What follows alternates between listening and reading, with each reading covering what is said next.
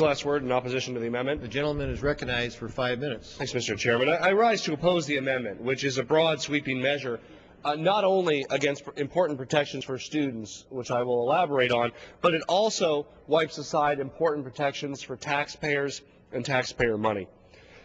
This amendment would not only eliminate the ability to have the critical gainful employment regulation some element of quality control to make sure that after receiving sometimes very expensive education, somebody is actually more employable, but it would also undo existing transparency that's already approved and published. It would disallow basic information on student outcomes, including graduation rates, as well as loan default and payment rates. Now, the reason this is such an important matter to Congress is that this is a critical matter for taxpayers.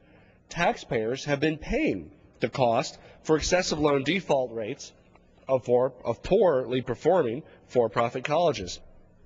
Specifically, the for-profit higher education sector received $24 billion in Title IV loans and Pell Grants in 2009, accounting for about a quarter of the federal college loan dollars, despite them comprising only about 10% of the higher education institutions. Meanwhile, the students from the for-profit colleges have loan default rates after 3 years about twice the rate of all college defaults and rising to 25%. Now, again, these are averages.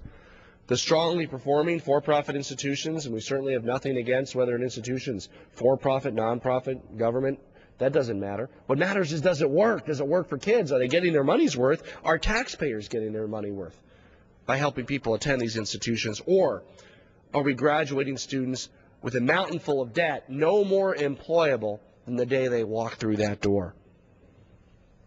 Making the matter even worse, in 2009, the average tuition of the for-profit universities is $14,000 per year, compared to $7,000 per year for average four-year universities and $2,500 for community colleges. Now, again, what I would look at would be the return on investment. Are they providing twice the value of four-year community college? The data says no. Are they providing 6 times the value of community colleges in making somebody employable in their future salary? The answer, by and large, again, is no. That's why the Higher Education Act authorized the Education Department's regulations that this amendment would block.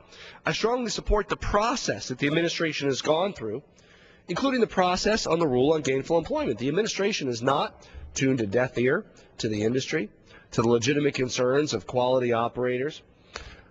The first rule that they put out there was, I think they've acknowledged, had some room for improvement. They've been working diligently in conjunction with the responsible players in the for-profit education industry to establish a real playing field to ensure that we are not doing these students and taxpayers a disservice through this program.